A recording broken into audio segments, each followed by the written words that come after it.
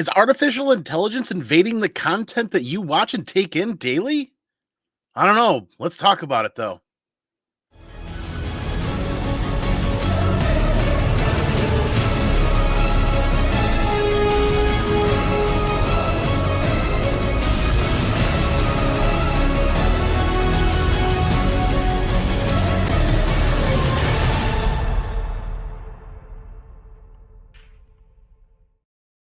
It's Tuesday night's Comic News Weekly, and we're back in the wheelhouse.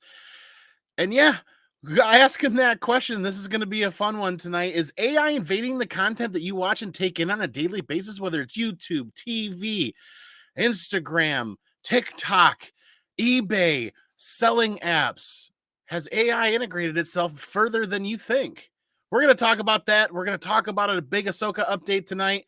And more than just a big Ahsoka update, Ahsoka's just like 3 weeks away. So we're getting peppered with little bits of information here and there as we get hyped up and pretty excited for that. But before we get into the topics, we got to welcome the panel tonight. So we got a killer panel, like always. Looking forward to hanging out with these guys tonight. And we'll kick it off with tonight's special guest. So excited that he made time for us tonight. We've got the great, the wondrous, the adventurous, the sports cardiest. Is that a Yeezy in the house? What's up, ComicManAndy? How's it going, everyone? I'm so glad you had some time tonight to hang out. I don't think we've done a live together in like a year.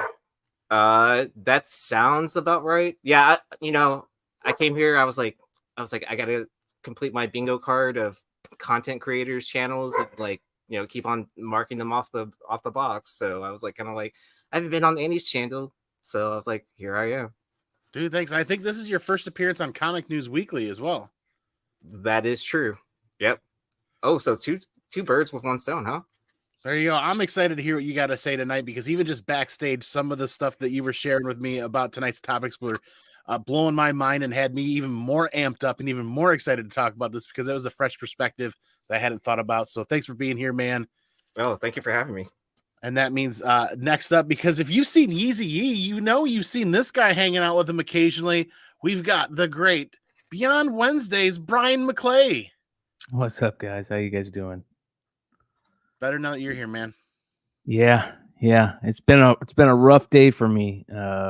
Been dealing with some medical issues, so I'm gonna try to hang out as long as I can tonight. But I'm glad we're here. It feels like we haven't been here for a while. So yeah, it's or been at least I haven't. It's definitely been an odd summer, kind of in and out with you or Wood or anything like that. But good to have you, man. Thanks for making time. I know you weren't feeling super great. I'm glad you're doing okay. But whenever you got to bounce, just bounce, man. Sounds good, brother. And if you got Bryan, that means we've got Ryan. What's up, man? How's it going? Ready to kill it. How is everyone today? I'm excited. It's Tuesday. It's that much closer to the Friday. And this week's already been killer. I can't Can you hear me or no? This week is it's Tuesday already. I can't believe, and we're already into August. Summer's like just churning away. It's Tuesday. Shit. I'm trying to do some work on my speaker situation so that I wasn't causing feedback or whatever it was. So, ta-da! Nice. With my janky light setup, my light setup's all jacked up right now. I'm gonna have to invest in some new light setup because it all imploded all at the same time. Well, you sound good, man, and you look even better, buddy. Jeez, so right. I know there's a lot going in the comic book community with many different things, but one of the things we've always kind of touted on Comic News Weekly is that we tend to kind of steer or zig when other people are zagging, kind of talk about things that other people might not be talking about in the community that can have an effect in us in the collecting community and what we have going on. So tonight's going to be kind of a fun, weird one, and we're really looking forward to hearing what other people in the chat or on the replay have to say, because I think as we dig further into this question, we're going to find out that more artificial intelligence is being utilized in our daily lives than we're coming to realize. And until we get together and kind of talk about it, it's how we're going to find out, is getting together and talking about it, because it's not just the the SAG after strikes that are happening that are bringing attention to the AI and how that can affect the Writers Guild and actors and producers and writers and all that jazz. But it's affecting people in their daily lives, and I don't think that we're really talking about it very much. About AI. AI in general, like just in general. Oh, Yeah. bro, it's become a major topic over at Beyond Wednesdays. So I think every show in the past probably 3 months, AI has come up at some point during the broadcast, and it's obviously become a part of our world in comics. It's taking over, pretty heavy in our world, and it's interesting. There's like a 50-50 split, it feels like, or maybe a little bit more of the people that are against it than there are for it. But man, there's some blood in the trenches, so to say. Yeah, AI has become more of it's not so much a novelty just in day-to-day society. I mean, now it is utilized in lots of different things throughout, not just art, but like in just work applications or school applications like that. AI is becoming, it's just not, because it's not a novelty. It's a staple of society more and more every day. And it's just a matter of time to see. I'm looking, well, not looking forward, but I really want to see when it starts getting more knowledgeable and smarter, I guess you would say, and more, adapted to day-to-day life, just to see what that looks like. Compare it to a lot of the movies we've seen. With Minority Point, I think it's one of them. It's a pretty interesting movie that has, everyone's favorite stunt actor guy. And Are you saying Skynet's going to take over? Is that Well, what you're alluding to? I don't know. Elon Musk, he's pretty interesting guy. I keep up with the SpaceX pretty closely. I watch things on a daily basis about SpaceX and what's going on over there, and like the amount of satellites they put out. I mean, they're putting out I don't know if you've seen the rocket that puts the satellites out, but it basically has a little slot in it, and it shoots out 2 at a time, like a Pez dispenser. And they That's kind of cool. They unload it, and then it's done. It takes off, comes back down, and reloads, comes back up. I mean, I think there's hundreds of satellites now to help build that internet that's going to be able to be used around the planet. But it just comes up and just like spits out like Pez, all these satellites that come up, and then it goes back down, picks up more. Yeah, there's thousands of satellites out there, tens of thousands now. They broke records. Well, they've sent and landed over 200 rockets, I think, in the past 2 years. They do like 6 in a day, which is insane. How much space trash is going to end up out there, though? You could do a whole nother show just on the amount of space trash that's out there and how difficult it is to get in and out of space now, or put something in orbit around the Earth. Yeah. Well, the ISS is obsolete as I think of right now. They're in a process of they're looking into what they're doing next, and they're going to be decommissioning that thing. And then I think they're going to piece it out and then let it slowly fall to Earth and let it burn up. That's kind of what their expectations are with a lot of parts of it. The rest will be quote unquote space trash. So that's how they started with the ocean. The ocean will never get polluted, but here we are. It's like a piece of sewer dump. But they're going to send those rockets. They had those rockets, and they planted the rockets will actually become part of the space station. So they'll go up there and they'll fit in together and reestablish a new living environment, living quarters. But the rocket, so they'd have to send another rocket up to get the astronauts to ride the first one and bring them back. I mean, they got people paying for rides up into space right now. It's crazy. Well, I mean, you pay to see the Titanic. Yeah. Too soon. So we talk about zigging where we zag a little bit sometimes when discussing topics kind of within the comic collecting community, or the collecting community. And I'll start out. This is the article at USA Today that kind of prompted this digging into this rabbit hole for me, so to speak. Was I found another article about the SAG-AFTRA strikes, and they're worried about AI, but can it really replace actors? And it talks about how it already has. Mm-hmm. Reading through this article a fair bit led me to another article that talked about a YouTuber with 15 million subscribers, 15 million plus subscribers. This YouTuber started gaming content in I think 2006. That article led me to this article. And it's funny you mentioned that, Ryan, about where we could be at one day. I think we're there to a degree. This YouTuber here, God, I'm going to butcher the name, Kwebbelkop or Kubelkop or something like that. He has created his own AI that does his uploading, his voiceover, his acting. This character that you see here in the thumbnail, that's his AI. The only thing he does now is he's the behind the scenes creative director for his channel, and he plays the games that he needs the clips for. So this YouTuber, 15 million plus subscriber, is now a full AI YouTube channel. Good for him. That's on. That's good.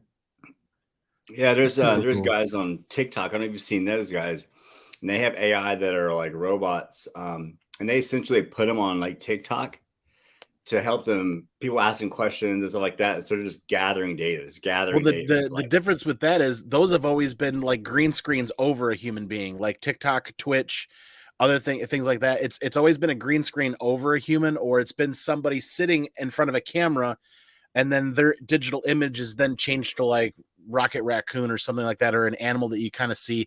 It's still them there in front of the camera, in front of the mic, doing the live streaming. The difference is on August 1st, this Kwebbelkop uploaded the first 100% AI created YouTube piece of gaming content. When I say 100% AI created, what I mean is he played the game, captured the footage of the game, and then let the AI take that and do the script, the voiceover, the acting on there, commentating, everything. So he created the content based off his gameplay. Correct. And his that's 10 plus other years of YouTube content that he's created on his channel, that's what the AI draws from to act as him. No. Yeah, it's pretty wild. I mean, I don't see it as a bad thing. Like if you're using it in a creative way like this. I mean, because like even in my job, like automation has been a thing for quite a while now. The introduction of like ChatGPT, like that AI tool, really kind of changed things up for us. Where like now, like I don't have to sit there and build out a switch configuration. I can just ask ChatGPT to do that for me. Like if I really wanted to. I mean, I'm not going to, because of like the way our key passwords and stuff like that. I don't want that generated from in AI, right? So yeah, so the thing is that like everything starts off innocent. Everything starts off innocent. And the internet was innocent, and the AI, everyone's got the has their automatic nervousness of AI because of it getting out of control. But then there's always like, well, we have ways to control it, ways to to bring it down, or ways to do whatever their mitigation ways are. But there's always going to be that dude that's like able to break it and able to get through it, and it's going to turn it to where it can, it's able to launch its own nuclear weapons from some place by the sound of a voice. And it's just like that. It's undoubtedly going to happen at some point where it's going to be something dangerous. That to me that's a given. It's going to be dangerous at some point. But right now it is interesting to see how it's creating and how it's going along. It's interesting to see the reactions too from his subscribers, because it kind of looks like there's a lot of heavy negative reactions, and you guys are saying good for him, and I'm like, this is the first person to do this on YouTube. Like completely groundbreaking is my understanding from the article that I read. It's the first person to ever try this, to get this far and allow AI to do it. And I can imagine there's going to be a lot of backlash, and somebody that's blazing a trail or blazing a path to do this, there's going to be some hurt feelings. There's going to be some people that aren't going to be accepting of this. And I for one, I'm kind of like, I don't even know how to react, because when we talk about, has AI invaded the content that we take in every day, like you guys are talking about chat GPT creating titles, creating scripts, and all that other jazz. Yeah, I think AI is woven itself deeper into our daily lives than we give it credit for. And then this is just the very first singular human person that has planted their flag, and it says my YouTube channel is now 100% AI run. Yeah. I mean, it's definitely. I mean, that's it's cool that he's created. It's just a matter of time for someone created that, and there'll be a matter of time where something is playing games, using errors and stuff like that that humans would probably do, or it can't play it perfectly, because then it takes all the fun out of it. But it's just, I think everyone's excited, but everyone's also timid. Like there's a lot of I know from watching McClay stuff, a lot of artists and whatnot are not necessarily scared about it, but more or less upset about it. Like this is something that they spend, and I heard the conversation, and I don't remember which show it was on, about if it could do a beautiful piece of art, well, it does a beautiful piece of art, and that's great. Like when you do some of the chat GBT stuff and you're able to put words in, it's really the guy who puts in the words that's kind of the artist, because he knows how to manipulate the medium to be able to get what he wants out of it. But the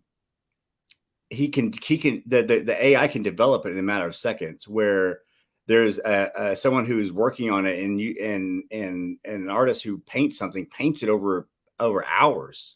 And that's really where it becomes valuable, because it's like it took someone hard-earned time to do that. It took a lot of mental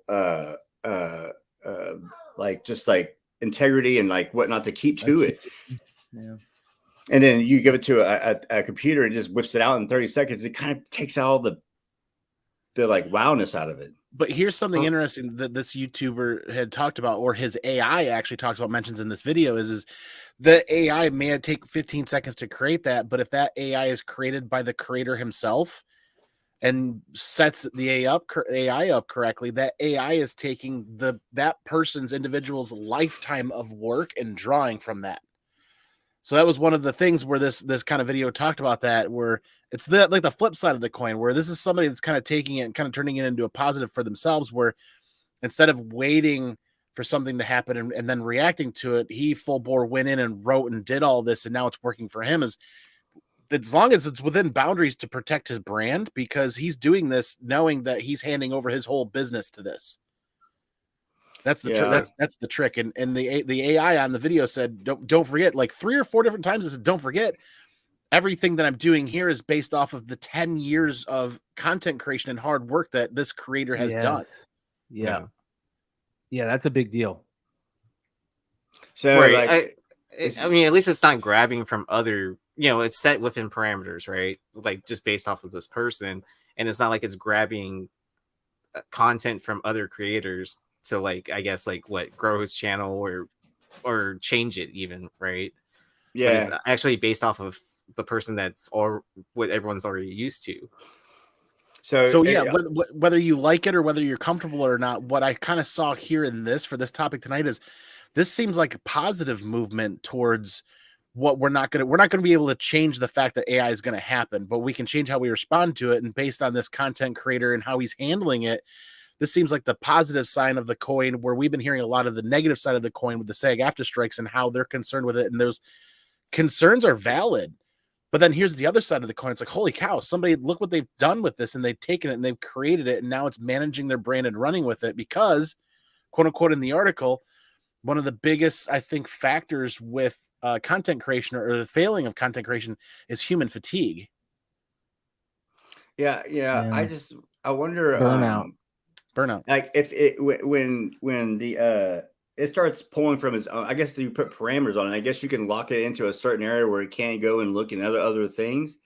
But at some point, you would think that they would start getting bored and say, okay, well, now that's where the idea where you start turning on to, okay, let's just open it to other comic book creators, and then it starts pulling data from there, and then it starts getting bored. It's like, oh, I wonder if I can do it just comic and cards, and it starts. That's the development. And that's where it can get kind of crazy, I think it's awesome. I think I'm very excited that we live in the times where that all this is happening. It's really unique. And hopefully we can, that's something that's going to be not scary. It's just going to be something that's really cool that we have, you use it responsibly. Yeah. Well, it's all the eye of the beholder, right? Mm-hmm. Yeah. I mean, but we were starting to talk about it backstage a little bit, that you were saying we're starting to see it more and more in our daily lives. And then I mentioned to Andy, I was like, well, yeah, it's even on eBay right now. What's the worst part about eBay, right? Is writing that stupid description. You can get it. Yeah, I was going to try that.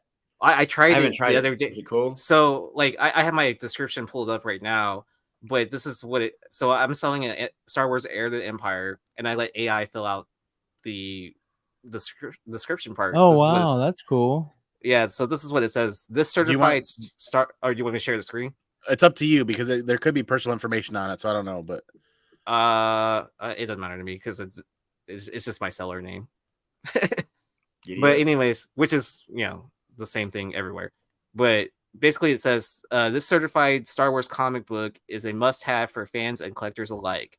The first edition of Heir to the Empire, issue number 1, features iconic characters like Luke Skywalker, Han Solo, and Darth Vader. Additionally, the comic introduces 2 fan favorites, Mara Jade and Grand Admiral Thrawn. This comic is graded 9.6 near mint plus by Certified Guaranteed Company, ensuring its quality. The single issue comic book comes in a U.S. Comics tradition with a beautiful cover art by Mathieu Lafray. Add this key issue to your collection today.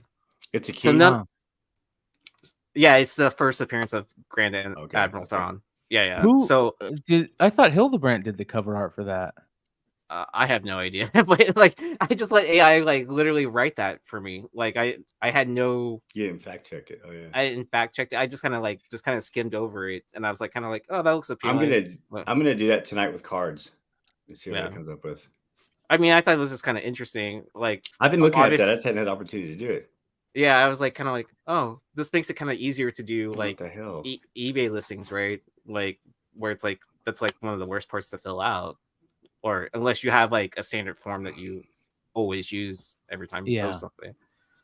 Yeah, eBay sellers for decades have had like the standard format of this is the shop, this is the information, and then they put a generalized, here's our grading scale or structure, and here's the generalized thing. So they always put the same thing for every item sold on there, but this is personalizing that description to the item, and it's kind of a decent selling point when you're going through and looking at it, and you see a seller with 100% positive feedback, more details that they put in, it kind of edges out if somebody's shopping around, right? Yeah, I mean, obviously you could add a little bit more to it too, right? Like just to, clean up like, whatever errors or whatever. And then you can add your own stuff too on top of that. So, it doesn't charge you to use that, right? Yeah, it's free. Yeah, I'm going to try that today. I'm going to try it tonight with some cards. In a U.S. comic tradition. Yeah, AI does that. So. It's interesting you bring that up too, because I kind of was thinking about that a little bit, and it's for anybody that's used YouTube or used any sort of content creation tools. There are extensions and there are apps out there that'll help you with content creation, and now even TubeBuddy and some of the other ones out there, they have AI generation or AI generated titles, descriptions. You can go in there and get the same thing. It's essentially Chat GPT embedded into some of these extensions and tools where it can help you with the titles. And I actually experimented with that for tonight's episode. Ran it through 3 or 4 times. But the damn thing was that this duality was like, is AI invading your content? Yada, yada, yada. And then it would flip in another one. It would say, is AI the future? Like, it's obviously like, wait a minute, am I battling actual Skynet right now? Because it's wanting me to title this thing as it's the best thing for the future. And I thought that was really funny because it's just kind of interesting with all of the negativity going around that has its place in the strike and everything that's going on. I don't have really a dog in that race, so to speak, but to see somebody take that same coin, flip it over into a positive for them and their brand. So far, it's a positive. We are only 7 or 8 days in since that channel has gone 100% AI in its first ever upload. Who knows? That channel could go from 15 million subscribers to 2 or 3 or 5 or 10 in a couple of days' time. It depends on how the public's going to react.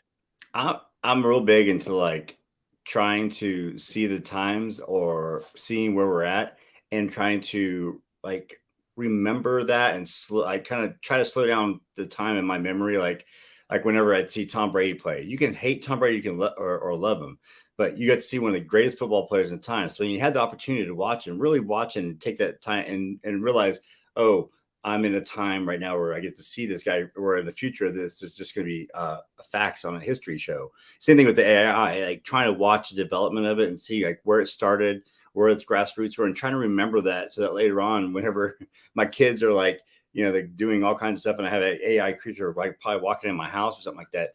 I remember when we used to type in words and make you draw things. Now you tell me how to eat my food. 2023 and 2024 are definitely going to be the years where AI is really being adopted more on the forefront, because it's ingrained more in our daily lives than we give it credit for. Like I said, these extensions, these tools for content creation already have that stuff embedded in there. But did you guys know that sporting arenas are using AI to watch the crowd and watch the seating so that they can see demographics of the crowd at a sporting event that can then take those demographics and tailor the advertisement experience that's being shown on the screens within your seating area? AI is being utilized for that. Real-time demographic-based advertisements within sporting arenas now. They're just looking for any way to gather data. Well, do you consider this like the next level of like algorithms and all that instead? Like, do you ever remember seeing, I think some Neo Tokyo animation and movies, I think Blade Runner may have been one of them, but some other movies out there where you're walking through a big metropolitan city in the future, and as different people walk down the street, different advertisements flash and follow them? That's coming to reality. Sporting arenas are just the first place where different people sitting in different parts are going to see different advertisements. Can you imagine walking through Times Square and Yeezy walks 20 feet ahead of me and sees an ad, hey, check out this restaurant, da-da-da-da-da. And I'm like, well, wait a second, this is telling me to go to Fat Tony's because I'm a fat white guy that wants pizza. It's telling me to go to a Chinese restaurant. I wasn't exactly going that way, but you finished you crossed the finish line with it. But you can see, as we as a human populace are very different in our appearances and our demographics. But that can have a negative impact if you think about it. If all of my ad experiences are tailored to me based on my demographics, how will I ever really get exposed to things that are going to grow me as a person and as a human for different foods, different cultures, different music, different things? If I'm just going to get stuck in this fat white guy loop, how do I ever, you know what I mean? Isn't that something that's a concern? Well, but wouldn't it gather also data like I guess like your metadata, right? That of what you're searching. So if you're always searching like Japanese restaurants and stuff like that, I think it would cater to that more because of data mining, right? Like more than like just like basing off of appearances, like what you might be like interested in. I mean, our phones are already listening to us now, and they're tailoring our ad experience essentially, whether it be the Facebook ads or Instagram or TikTok or anything and all that stuff too. Yeah. So it's the more we talk about it together as kind of a group and a community, the more we're kind of noticing things coming together where it's like, this is really penetrating our daily lives more than we think. And now with that first YouTuber going full AI for his channel, how long is it going to be before more channels adopt that? Then more of the content that we're taking in daily becomes AI driven without us even knowing it potentially, because there was that bridge at first with Twitch and some of the other areas where they had the V vloggers or the VTubers or whatever, where it was them in front of the camera and the mic, but it had like a green screen in front of them showing an animal or showing a robot or something else. Well, eventually this newer generation of younger gamers that was accustomed to that might not even notice a difference when their favorite channel switches over to AI. I don't know. AI is a freight train that we're not going to be able to stop, my friend. We just got to figure out how to keep it on the tracks. Well, it's either embrace it or you know, get ran over by it. Yeah. It's scary, but it's also, if you think about it, how many of us are going to gain a certain level of immortality? When you think about it, you could go to a company, part of this AI driven aspect when it comes to seeing people in like an emo or whatever you want to call the AI version of somebody physically. There's a company out there and their name just speaks to like forever names or forever something. It's essentially like you can go record yourself a bunch of times or take all the content that you've created in the universe of the internet, give them access to it, and they'll create a version of you that your family can visit at any point in time, just like a hologram. Oh, that's then they do that. And that Vanilla Sky is like that. Yeah. I'm not gonna lie. I would absolutely love the opportunity to have something like that for my son. Would I'm you go not to gonna lie space? because my dad died at a very young age, and I only got to experience 22 years of my dad's life in my life, in my dad's life. So if I would have had that the last 20 years after my dad passed away, I would have been thankful for that every day or every penny. You know, I mean, not having a father figure through my 20s and my 30s and now into my 40s, I didn't have that father figure. So like that for me, that sparks some real interest in having that available for my son in the future. You're not saying I'm going to die early, but like how many other people out there could benefit from that? But I digress. And that's a half an hour on the subject of AI. Parker Lee, I was going to say, yeah, I saw this deal where they make headshots, and it's an app you can get. You can buy these headshots. You take different poses, and it will put together the headshot for you. I asked someone at work if they used it. They kind of laughed at me, and I was like, "It's a real thing. Like, you do it." And so I think employers are looking to use that for, like, you know, at banks we have to have headshots, so they would just use that. But yeah. I'm ready to move on. Real quick, Bronze Age Nerd. I do want to shout out to him. He's been asking me to help him with something for a while now, and I just haven't been able to get a hold of the person he's been asking me to try and get a hold of. And I finally was able to get a hold of that person, so I'm hoping to get back to you soon with information about that. So heads up. Andy, would you go to space? Would I go to space? There are many determining factors on answering that determining factors. There's a lot of things out there that would control my decision. But if money were not a factor, if I could guarantee my safety returning to Earth, I would say yes. Today, knowing what you know today, no cost would you go? My answer is yes. I know today, my answer is yes. Yeah. I was serious. Someone else was like, "You're crazy," and I was like, "Well, why?" I couldn't stay. I got a really bad inner ear thing, and I get really dizzy. So I'd be up there hurling for about an hour, and they'd send me back down, and I did. Okay, I did it. Be floating around, like, here, you can grab it. My joke is always like when people ask me, like, "Hey, why don't you have kids?" I'm like, "I'm saving up for my trip to space." So it's what I always tell. I'm like, it's cheaper to go to space than it is to raise a kid until they're 18. Yeah. So would you go to Mars? Will you be one of the ones that's time to go to Mars? No. I mean, I wouldn't go that far. But well, Andy, I don't think you would. But if you don't have kids, you'd be a prime candidate. And you're like, you probably can be in shape and whatnot. You can go out there and be like, "Hey, you come over here. We'll give you all the comics you want and cards." And I mean, I'm not gonna quit smoking. So the technology is also not there to protect human beings from solar radiation for that long of a period and that long of a trip. That's one of the big things they're still fighting. That's why we're not on our way to Mars. That's why we've already had people in this world dedicate themselves to, yes, I'll go and I'll dedicate my life to a trip to Mars. You can't get them there safely still. But lots of great comments from everybody watching live. Knee-jerk reaction, like Bronze Age Nerd said, AI is not all bad. It's just how it's used. And this is kind of why we bring that up, where this guy's using that channel as something positive, or using AI on his channel for something positive for himself. Yeah, I don't know. There's going to be mixed reactions, and that's just kind of the way it's going to be until something's fully adopted. Remember Animatrix? Humans started that war. But yeah, that was a really long 32 minute block for AI, and a quick update we can roll into segueing into Ahsoka, because we're only 3 weeks away from Ahsoka, right? Hell yeah, man! I'm stoked for it. I'm stoked for it too, and then I didn't realize it was that close.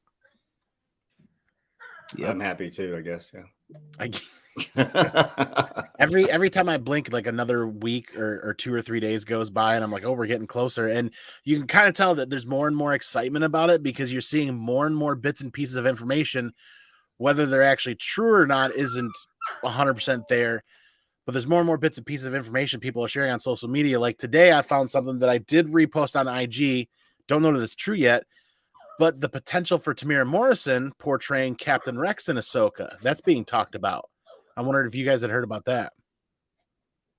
No, but they can always just take his voice, right, and keep his helmet on. That's nice and easy. But I wouldn't be surprised if he's in there. I mean, Star Wars has already done it in past episodes too, or not just past episodes, but past like iterations of whatever. Yeah, like where where they have Grand Motif, right? He's been passed away for how many years? Luke looking younger.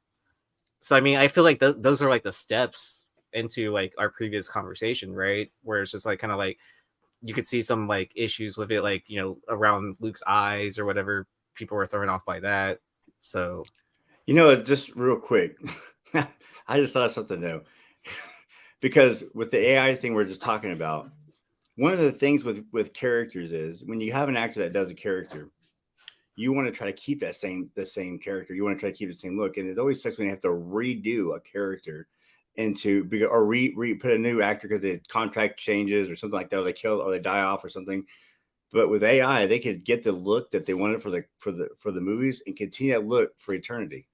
And that's where the SAG-AFTRA strikes are really fighting for everybody that works in the industry, because who's preventing what the studios are saying is like, well, Ryan, we can essentially take how you look right now. When you're done acting in this role, we'll pay you, and then we'll use your likeness for the rest of eternity and never pay you again. They should definitely get residuals from that. But the studios aren't going to pay him for that. That's what's happening. They don't want to pay. I'm totally for them without that, because that's completely ridiculous. Because they would essentially make the brand. Like if you had, like, you think about Christopher Reeves and Superman. If anyone could do anything, they would keep Christopher Reeves as Superman. That would never. I don't think anyone would ever be like, "Oh, I wish I had Cavill as Superman." And he was always better than Christopher Reeves, whatever. And to me, if they could have kept Superman forever and ever, that face, the way Christopher Reeves did it, I would be stoked. But they would totally have to pay him. But that's a really good point going to Ahsoka. If Ahsoka is as good as everybody's predicting, and it's that freight train on the rails for Star Wars is what we're hoping it's going to be, is what's protecting them that Disney and Lucasfilm and everybody doesn't just use everybody's likeness going forward to perpetuate Rosario Dawson as Ahsoka forever. Well, you also had that actor that passed away that's going to be Ryan Stevenson or Ray Stevenson. Yep. Yeah. So, I mean, I don't know how the series is going, right? If he lives or dies in this first season, but like, say he lives by the end of the season, right?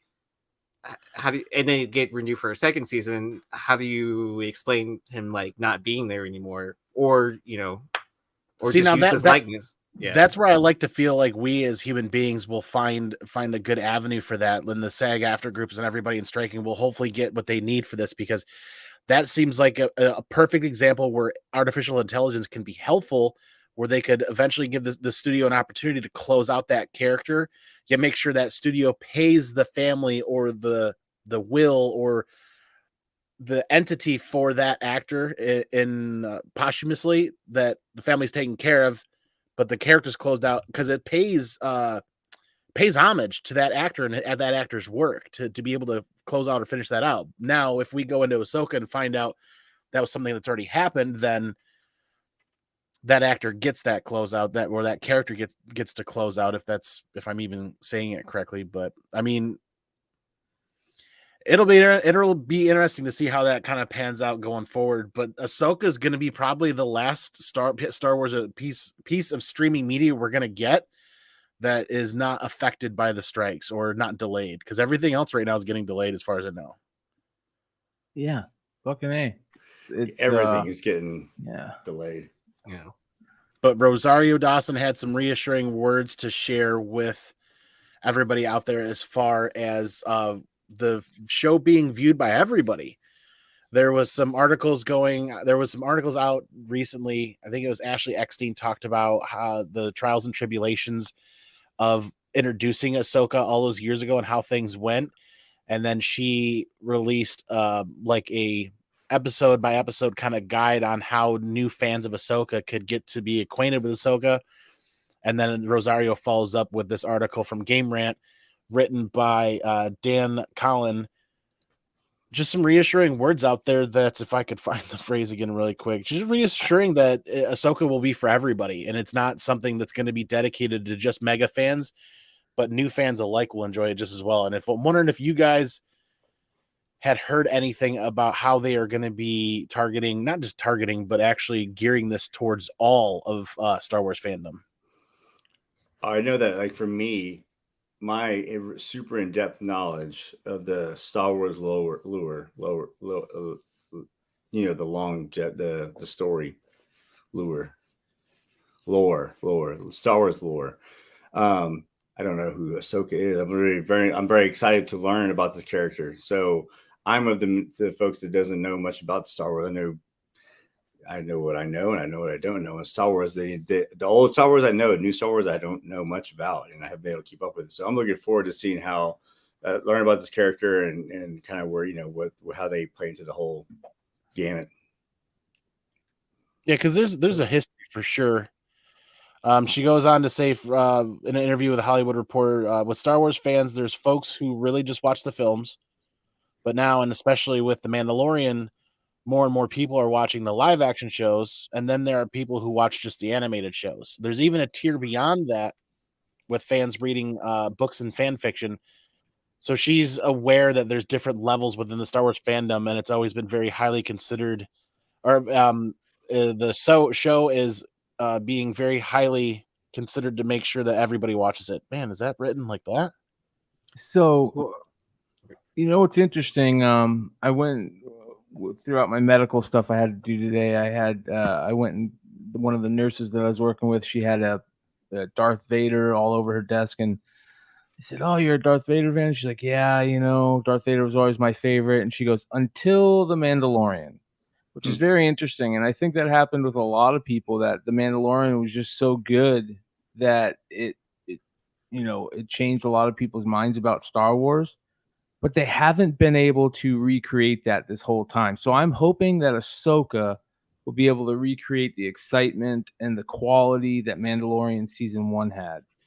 And here's another hot take. If it doesn't, there's going to be a lot of people walking away from Star Wars stuff.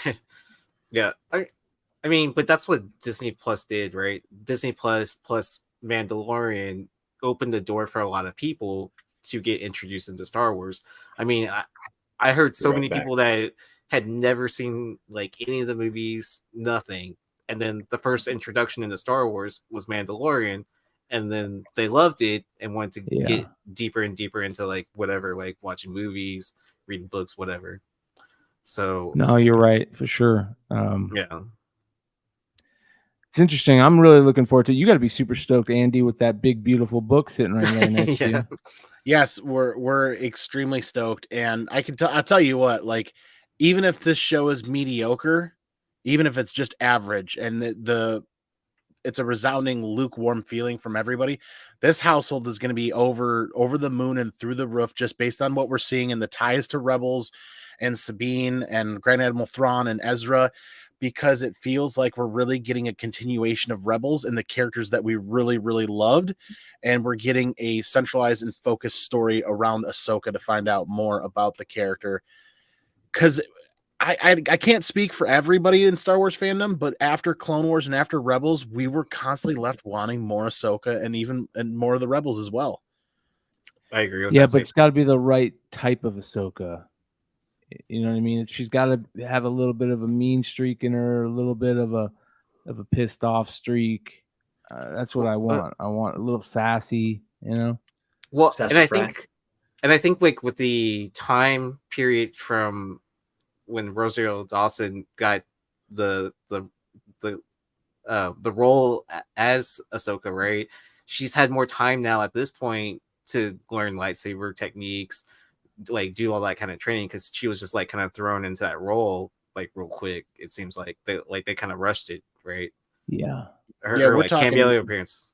Yeah. Like 3 years worth of work from Rosario now to get to this point. So she worked for probably a year before we heard about the official announcement for her being on Mandalorian, then through COVID, and now maybe, I'm speculating heavily, 2 to 3 years worth of work from her end should develop quite the character, because like we talked about, Ashley Eckstein kind of where she started out in the introduction of Ahsoka, and Ahsoka wasn't well received at first, this little kind of bratty, punky teenager into Star Wars.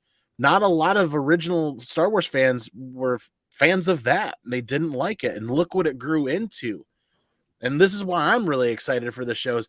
this is the next evolution of Ahsoka. We got the bratty, we got the punky, we got the fun teenager Padawan that went through, and then the horrors and the trials and tribulations of losing everything that they lost, and then that level of survivor's guilt and going through all of that, and then coming out on the other end here. I think Rosario is really going to capture a phenomenal Ahsoka with what McClay just said, is we need that edgy, kind of broody, kind of badass, no bullshit, no business, you know what I mean, Ahsoka. And I'm hoping that's what they're going to deliver too. We'll see. Yep. It's 3 weeks. 3 weeks of tomorrow. I'm losing my breath just thinking about it, because it's going to be a 2-episode premiere Wednesday. We're going to sit down. Oh my God. I'm not going to be able to do a new Wednesday comic book day show. And I'm going to have to come home right from work and sit down and watch that. I'm hoping we land, in between Mandalorian and closer to Andor level of kind of like a show, right? Like a lot of people liked how more adult orientated Andor was and how well it is written, or better written in some instances than Book of Boba Fett and other aspects. But a little less campy is what you're saying, right, McClay? Yeah. I don't want it to be cheesy. I want it to be like Mandalorian season 1. I want good writing. That's what we need. I was just thinking, if you said Ahsoka to a Mormon, they'd probably come up with a different idea. Think of something different than that. You said, yeah, you know about Ahsoka? Never mind. It's terrible. Kingdom's right. If anybody can do it, Filoni's got it. And he needs to, yeah. I mean, even from the you gotta, like, from the collector standpoint from this, that show can be lukewarm and not even great. That's going to do for me? More buying opportunities on a book that's only got like 16,000 copies ever printed anyways. Price goes down, quantity in my collection goes up. Looking to buy deals and not pay full price over the course of our collection, right? Don't tell everyone our plan to buy all the copies. I know, right? I'm stoked. And then now that kind of fuel on the fire of potentially Tamara Morrison being in Ahsoka as Captain Rex, it's like, oh my God, we really did get that book done in a decent time, because Clone Wars 1 is the first appearance of Captain Rex as well. Yeah. And you guys are trying to put together a registry set for that, right? Yep. We now have 1 through 12 in 9.8, and 1 is double signed, and we have the special edition number 1 left to get, which is astronomically expensive still to this day. Yeah. Then there is a celebrity edition of number 5, which is an autographed edition from Matt Lantern that I think there's like 30 copies of that in existence. I've never seen that. It's basically a copy of issue 5 that there was some signing and autographing event that went and turned it into this special edition they have on the registry set. Yeah, good luck getting that one. The first appearance of Bo-Katan, that Shipyards of Doom, is in that registry set too as well, and that one's expensive in 9.8. So it's like, I don't. If we get it completed, these last remaining books aren't going to be 9.8s. I'll tell you that, just based on the price alone. Did you ever finish your Punisher one? I'm still working on that. That's more because those issues are so scarce. Yeah, I feel like that would be easier to complete than the Star Wars one, because I mean, like a book of 30, like that sounds like it's almost like nearly impossible to get, because that's like in some Star Wars collector's vault and it's never going to see the light of day. You think, but I looked on eBay and I only found one, and it was on there and it was available, and it was stupid expensive. It was listed for more than double what the last sale was, and I didn't buy it, but I found it instantaneously. Whereas some of these Punisher books for that registry set are not, like, they exist, but not in a graded format, readily available for sale. What was the book that you said you found?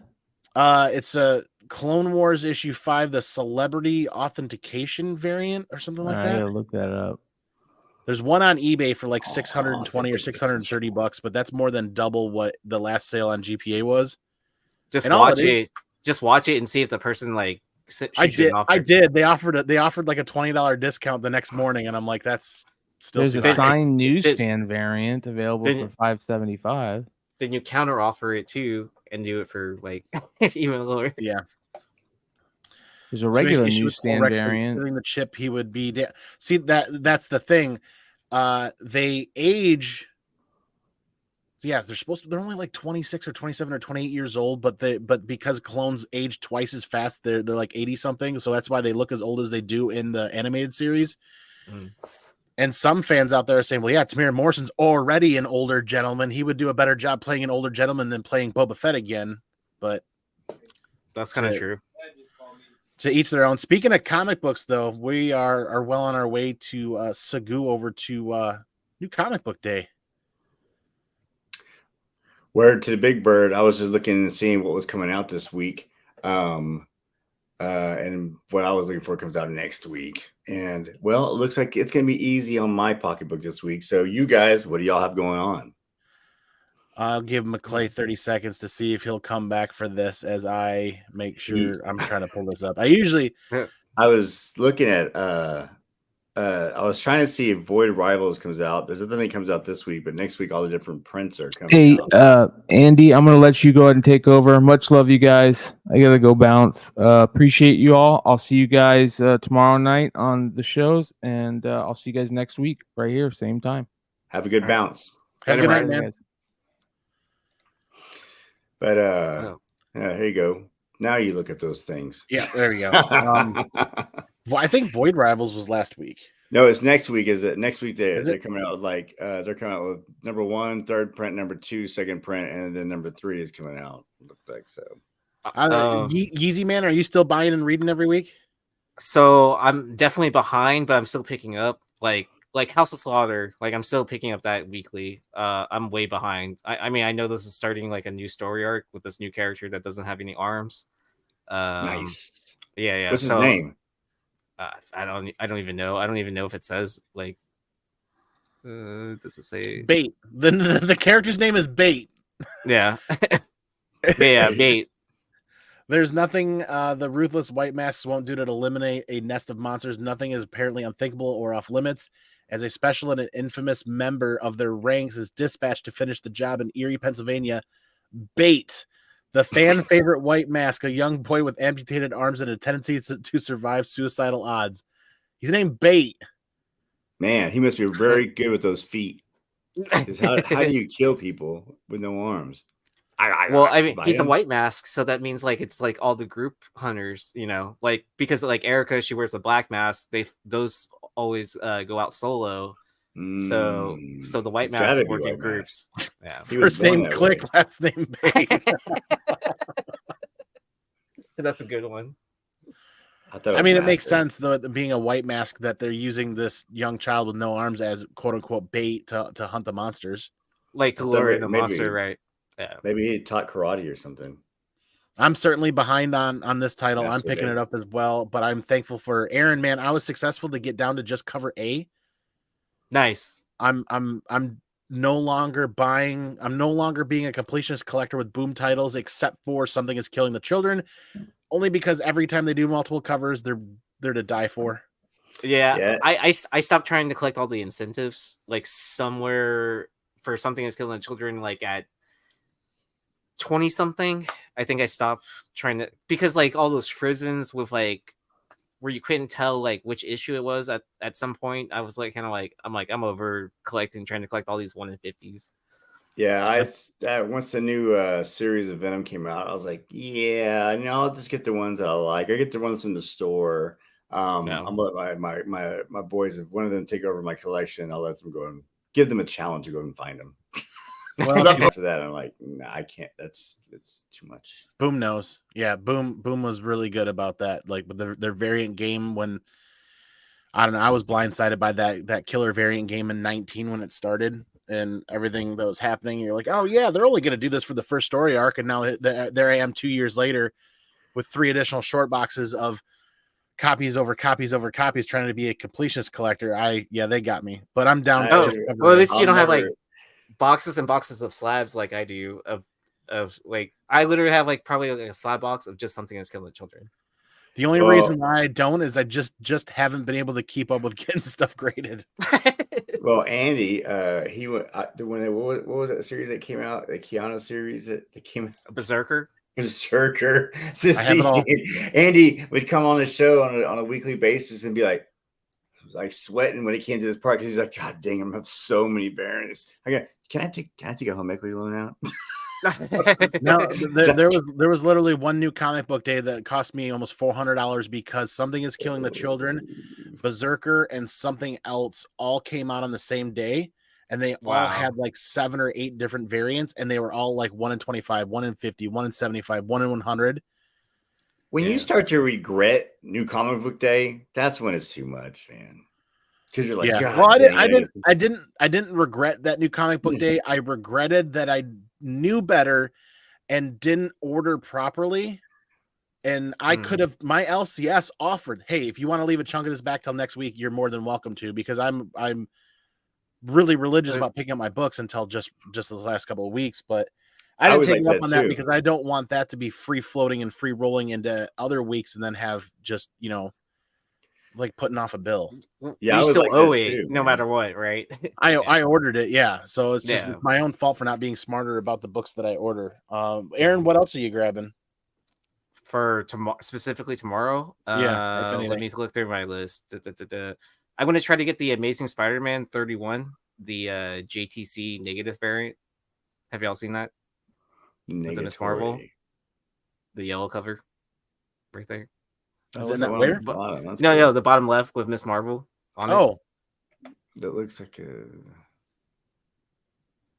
So I mean, because they're obviously introducing Miss Marvel. Her hand looks like it's in pieces. Yeah, she's back, right? Yeah, she's back. She came back from being revived in Krakoa, right? So, I mean, like, I kind of like how these JTC negative space variants are available through Diamond now, or Penguin Random House, instead of just like having to, do whatever through his store exclusive, like jump through whatever hoops, or like trying to fight like bots against like Repop store and all that. Yeah, and like Parker Lee says, that's the ASM spec this week is MJ, or she's depicted as in the new Jackpot outfit. I think it was. So that's just her in the costume, because I thought she was already Jackpot in like a previous issues of something else. Yeah, I don't know if it's being called the first Jackpot. You get to see her in costume, but I don't know that it's being called the first appearance. Yeah, I mean, yeah, probably first in costume. I would consider it that. And of course, they've got a ton of variants. Yeah. But I mean, yeah, just that Miss Marvel thing caught my eye with the negative variant. So I think I tried to order that. So I'll see if I get it for my shop or not. What else? Are y'all picking up any of the Miss Minutes covers and stuff like that? Because I know there's a lot more that's coming out weekly now. Or not I. I'm not planning on it. No. I mean, she really still needs to like appear in a comic instead of just being on covers. Well, that book from a year or two ago is hitting the list again, and I think there's a whole nother group of new people into collecting or coming into. Hey, Loki season 2 is coming out. Then they hear about this book, and I still think that a large portion of the comic book community doesn't realize she's not even in the book. Oh yeah. Well, because who reads comics anymore, right? I know, right? Digitally. I have AI to read comics for me. So. There you go. It reads them and then breaks them down to me. It reads them and tells them what's going on in their voice. I need a TLDR version. Yeah, now it's all comics on tape, right? That's another good one. Mech Cadet, Parker Lee. Ryan, before I get into like Mech Cadet, is there anything you're grabbing this week? No, like there wasn't much. Go back to the ASM though, right quick. I think the last one, I think it might have been like a Dan Slott cover or something. What cover is it? Who did that? 616 Comics. Who's the cover artist though? Kirkham. This is the bottom two are Kirkham variants. Kirkham. Oh, okay. And it's like a Venom thing underneath it, but it looks like the suit is liquid. The red suit. That's weird. No, I don't have anything that I saw in particular. Oh, is anyone Dwellings? Is anyone on to that title? No. I heard that's supposed to be pretty good. Let me look. We're supposed to get like multiple. It's supposed to get multiple printings now at this point. Multiple printings. Oh, from Oni Press? Yeah. So You it's know, it's go like ahead. that pre-code horror stuff, like where it's like a collection of like horror stories. It should be pretty decent size for $10 cover price too. Yeah, I think it's like a 72 pager, right? Oh wow. Netflix show coming for Dwellings? Yeah, 72 page. I have a small spec on. It's a very out there spec, but it could with what's going on, it could possibly happen with that new Spider-Man 2 game. The new Spider-Man 2 game, they're gonna have, it's known that Venom's in there and all these other characters, but they're dealing a lot with Norm Osborn and Normie and who's the other, the Norm and the dad, I guess. I can't remember who all of it, but there's a lot of they don't know who's going to be Venom and so on and so forth. What if they brought Red Goblin in there? That's a perfect thing, and they would surprise everyone by bringing Red Goblin into that. They could do it with that story too, because of how everyone's intertwined. And dude, that would make that book go. Those books go crazy. There's been no mention of it. That's me completely reaching, but I could see him doing something like that. It'd be interesting. I thought they were talking about bringing back Red Goblin into comics, right? Is that correct? Yeah, they were doing it in the comics. Yeah, and he was starting. There was going to be something that he was going to be in. He was going to start being developed more. Okay. What? Oh, I thought Andy was saying no, but and that's why I was like, man, if they did that and then they put that in that game, do you know that character's books would go, if you have any, they would go absolutely bucket wild. Are you talking about the Red Goblin books Correct. again? Yeah. I mean, those are so cheap now too, right? The 798 to 800 run. Yeah. Yeah, I would totally. I know they're have a set of definitely those somewhere. Yeah, I think they're totally in my dead spec box somewhere. Let me. I'll buy them for me. Let me know if you have them. I even have the Tyler Kirkham ones if you're interested in those. Let me know whatever you have, and I'll be interested. We'll meet. Oh, I don't know. Brian, were you grabbing anything else? No, I don't have anything else. Really. We're in the throes of summer still, where it's kind of quiet. Dude, it's awesome. Mortal X-Men 14 has a killer looking cover though. Kind of like you were saying, I've been kind of slow in picking up my stuff, so these are the type of weeks I try to catch up on my pull. That's a good point. That's what I need to do. I have 3 weeks of books to pick up for my LCS, so I've got a lot of work to do tomorrow. I think I'm in the same boat with you.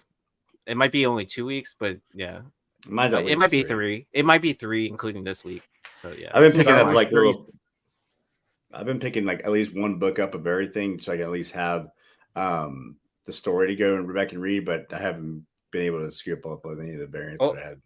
I finally picked up a book to check out, a DC book, Night Terrors, Joker. Oh, I have issues. I have issues 1 and 2, so I'm finally gonna sit down and read it. Like, because in that title, the Joker gets like a day job or some shit like that. How many are? I've heard that's one of the better ones, the Joker one. Is it? Yeah, have you ever? You were in bands. How long have you been in it? Were you back in? Did you mess around with bands back in like the late 90s or anything? I was in elementary school in the 90s. God dang it! There used to be a band from Houston called I-45. It was actually a rap duo, and they used to have this thing called Night Stalker. And it sounds every time you say Night Terror, that's what I think of. Night Terror. I'll have to put that on the show one day. But yeah, like in the early 2000s and stuff like that, when I was in high school, I was definitely going to like Fitzgerald's every weekend. Yeah, you might have seen I-45. It was a black guy and a white guy that used to rap all the time. Hey, I don't mess around with other Houston people like that. The Star Wars 37 is out tomorrow, and this, if I remember correctly, is the start of the 15th anniversary variants for the Clone Wars. I'm pretty excited for these. You're gonna collect the whole set? I'm gonna have to. I like Clone Wars better than I like a lot of the other variants, and we're still in the middle of 40 of the 40th anniversary Star Wars variants coming out. But the Clone Wars ones, yeah, I do want to get those. Hopefully, we're not on the hook for 20 or 30 variants. But there's an Ahsoka. There's an Ahsoka cover coming out, I think, in the Dr. Aphra issue in October. So it's either September or October that everybody's been talking about, and I can't remember if it was going to be a ratio variant or not. Well, it looks like this one coming out non-ratio. It's just a variant, cover price variant. So we'll see. Other than Star Wars 37, House of Slaughter, Night Terrors 3, a lot of people have said that this has been pretty good. I want to go back and pick up issues 1 and 2 to read. I did pick up the Nightwing Night Terrors. That's a badass cover. And I read that, and I kind of enjoyed that. And the next week, everybody said, "Oh yeah, Nightwing sucked." I was like, "Oh, I thought it was all okay." Boo. Well, I mean, but I that's the really- whole thing too, right? That it's subjective, right? If you enjoy Yeah. it or don't enjoy it, like Green Lantern. I want to get Green Lantern Night Terrors #1 because this cover is dope for #2. oh yeah, Skull. I'm I not mean, even. and a it's only like two. Most of the side stories are only 2-issue miniseries, right? Yeah, I'm not even a Green Lantern reader nor a big Green Lantern fan, but just this cover alone, man. Looks like a tattoo. Well, it seems like it's like a McClay cover too. On top of that, right? Skull cover. Yeah. Yep, McClay's got me always paying attention to the skull covers now. It's like at least not quite like 30% of the new comic book day list this week is pretty much Night Terrors titles.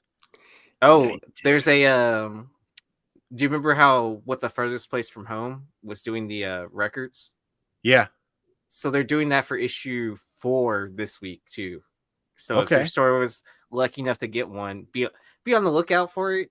I mean, I'm not saying that like go out and get it, but like you know how hard it was to get those records. Yeah. Now, so the furthest place from here is only on issue 4 coming out next. No. They're like on issue like 13 or 14 or something like that. But Okay. they're for this week they're having the second print or second press or whatever with the vinyl record. Oh, okay, I see what you're saying. Yeah, so just be on the lookout if they have it at your shop. This is also the week to look out for what has been one of the more hotly discussed and or debated variants from a cover artist, Frank Miller. It seems to be either people enjoy it or people don't enjoy it. So You've actually met people that enjoy this or this cover? I've heard people that have said that they're enjoying that cover. Like without How are they being enjoying sarcastic that? or Frank Miller fans. I mean, Are they art's all taking in the eye- mushrooms and like enjoying it then? Because I can see it then, maybe being cold. But Art's all in the eye of the beholder. It's one of those things where it's like it's just not my cup of tea, but I'm also not gonna downplay yeah. it. Like, Well, some people like peach stuff too, you know. Yeah. I mean, did anyone tell Miller that it wasn't Planet of the Apes month anymore? Name names, Andy. Name names. You gotta know. I'm not gonna not laugh at the jokes when they come out, but I'm also not gonna not support people that enjoy what they want to enjoy.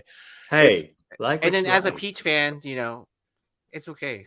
Parker's a Rose Besh fan. All right, don't hate. You're really I like Rose. I like Rose Besh too. Forrest Gump would like it. I've heard this referred as to I have heard this referred to as the 3-shouldered Wolverine variant, as in there's 3 shoulders there. Oh, I thought that was like a fur coat or something. I'm sure Wolverine's got a fur coat, but like but speaking of Besh, Captain Marvel Dark Tempest #2. There's a pretty cool let me get Besh cover. I wish it would stay alphabetical when you pick alphabetical. You said Captain Marvel? Yeah, Captain Marvel Dark Tempest. Yep. Ooh. That is a Rose Besh cover. They've got it in a Virgin variant and they've got it in the regular. Wow. I think the Virgin is a 1 in 100. 1 in 50 is what this is it's saying. 1 in 50? League of Comic Geeks is occasionally once in a blue moon wrong. They're listing it as a 1 in 50, but if you heard 1 in 100, then I could be wrong too. Like I automatically I think my default is to automatically assume those Virgins are 1 in 100s.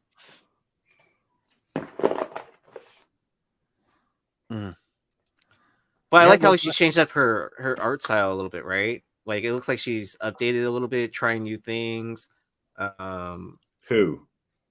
Rose Besh. Yeah. Yeah. Oh, there's a cat cover. Cool. Meow. Cats are Maybe evil. we'll meet together when we're both cats. I've had a cat before. Cats can be assholes.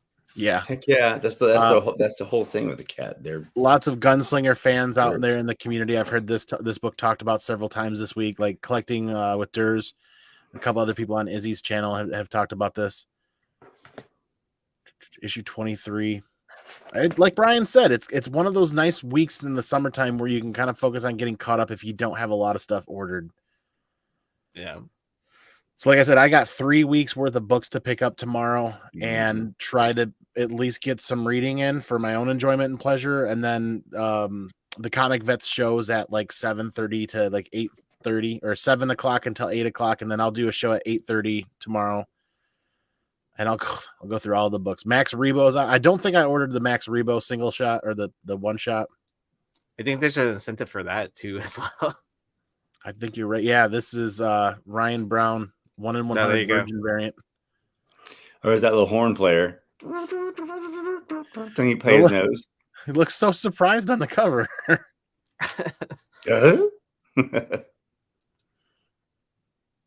don't know. They're gonna see my butt. I like this cover a lot. This is just tugging my nostalgic heartstrings.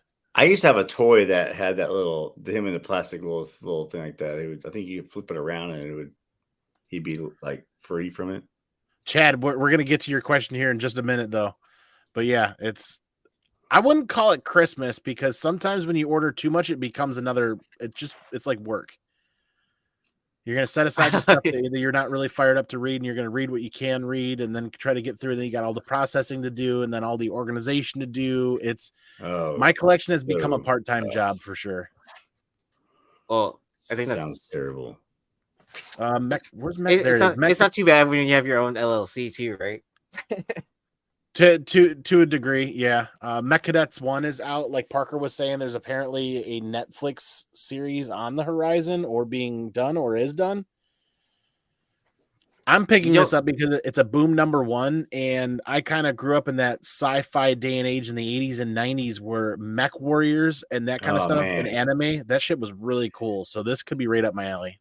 That's why I'm just looking I love like that game that was out. It used to come out that it's like there's a #1, #2. That way you get to like develop your own mech warrior. You don't read. You got to enjoy reading to some degree. Right. All he has to know is how to read the title. That's it. Well, Chad had a great question up here earlier.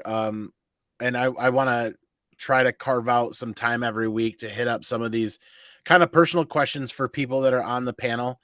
And like this one, Chad, this is a great question this week. How many books do each of you own? Are we talking strictly slabs, or are we talking like raw books, or I think everything tallied up, slabs and raw books, everything tallied up. Oh, look at Aaron go. I had to count for this. I have 10 long boxes, 18 short boxes, and then I have 8 slab boxes. Oh my. And then I have piles of books that aren't even bagged and board yet, so that need to, I guess, like as Andy would say, processing. I have 2007 books, or roughly give or take. And of the 2007, like 1,872 have venom in them by one way or another. You're the Venom man. Seriously. I mean, I only need like 13 more books to have everything. That's badass. Before everything up to volume 4. I have literally like 4 boxes of just Deadpool books, so I completely understand. And then like when Comic Book Women did their whole down the rabbit hole of doing Deadpool or spotlighting Deadpool, I had 20 out of the 22 books that they were talking about. I mean, and then two of those books were just like not even like books they were talking about. They were just like cover art. They're like to talk about the stats of the character. I was like, I have those 2 covers.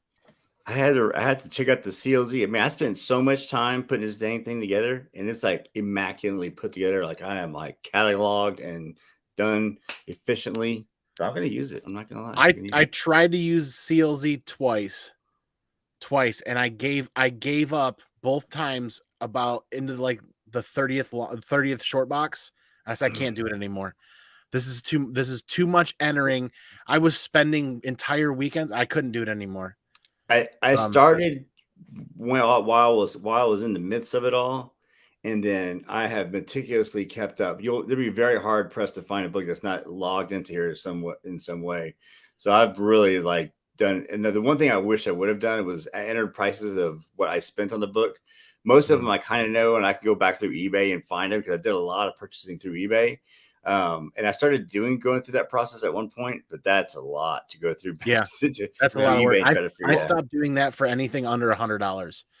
Anything under $100, the market on modern comic books fluctuates so much that there's too much heartbreak when you pay $50 for a 1 in 50 ratio, and then 6 months to a year later it's $20. You just got to be real with it. You got to buy a lot of your books later on, so you don't. It helps educate you for sure, but anything under $100, it's just too much work. I started. Oh man, what were you gonna? You said something, and I was like, "No, never mind." You said that, and I completely lost my thought. I think I don't have an official tally right now, but my Punisher slab collection is 7 short boxes of slabs. My Saga graded collection is 1 full short box of slabs. There are I know what I was gonna say 1, 2, 3, 4. There's 4 more short boxes of slabs on the counter over here that I'm mulling over putting up for sale because, like I talked about this year, we started doing some home renovations, and obviously you change as a collector over the years, right? The things that I was into 10 years ago, I'm not 100% into all of those books anymore. I'm looking to shave off 10-20% and try to help fund some of that, and those boxes have been sitting there for 2 months, and I keep procrastinating because it's part of my collection and I don't really want to get rid of it. But in the same fashion, so there's 8, 12, there's probably between 12 to 15 boxes of slabs. There's 3 or 4 CGC cardboard boxes on top of that I haven't even unpacked and organized from CGC unboxings. I just put them back in there and put them on the shelf. And then I think I'm currently about those CGC boxes are actually kind of nice to like store slab. Like honestly, like I don't. Through the pandemic, when supplies got so short from BCW for those graded slab boxes, I started just reusing the CGC boxes because they were great for that. Yep. I have 80 slabs and 833 minor keys. What's up, E-Man?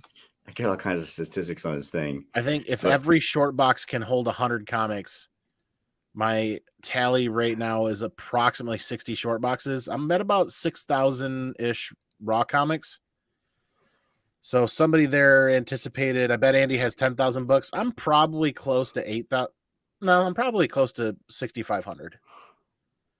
See, and then I gave up on CLZ a long time ago. Like probably by the time I started showing up on YouTube. And then because I started selling more too at the same time, right? Yeah, get them out of there.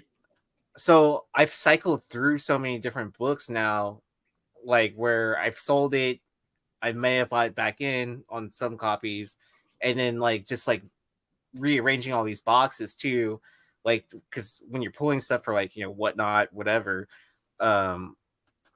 you tend to like not put it back in this position. So if I was gonna do CLZ again, I probably would have to blow away my entire database and then restart. Yeah, and I'm not gonna do that with how many books I have now. One of the big things with CLZ that angered me though is CLZ went from I bought it one time, like I paid a one-time fee and paid for it, and then they moved to either like a subscription service or they did something where they told me I had to buy the app again and re-upload my collection. I was like, no, I'm absolutely done. Damn. See, I got grandfathered in. They can merge over. I got grandfathered in when they first made that changeover or whatever, and so I don't pay for any additional services. Yeah, they were supposed to grandfather everybody, but there was something that went wrong where not everybody was grandfathered in correctly. And I think I was one of those ones where it's like they wanted me to pay again. I'm like, absolutely not. So I just gave up on it and never went back. But yeah, I mean, I there's certain things I do collect in there that I know I don't sell, right? And then I always use it as a reference point to see if like there is a run I'm trying to do a completionist run on, and then that's the Daniel Way Deadpool run, which I think I'm only like 1 or 2 books away from completing that, which I'm really excited about. Like one I know I'm never gonna find where it's like a Dynamic Forces like blank cover sketch cover from someone or sketch from someone through Dynamic Forces. Like I really don't care about that like at all.